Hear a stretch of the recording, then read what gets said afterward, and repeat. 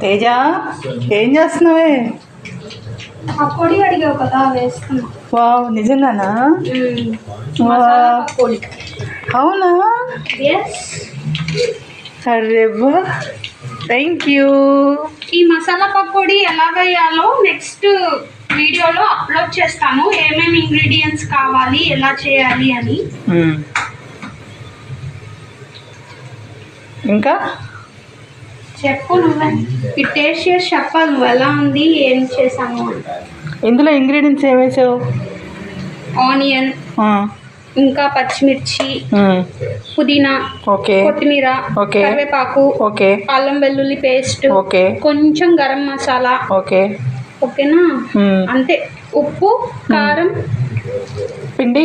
పిండి నార్మల్గా శనగపిండి ఒక రైస్ కప్ ఉంటుంది కదా, ఆ కప్పుతో వేసుకోవాలి. అంటే మన ముగ్గురికి అయితే రైస్ కప్ సరిపోతుంది.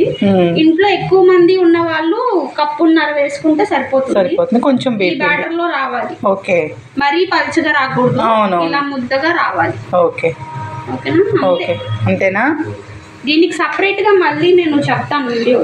Okay, bye, thank you. Bye bye.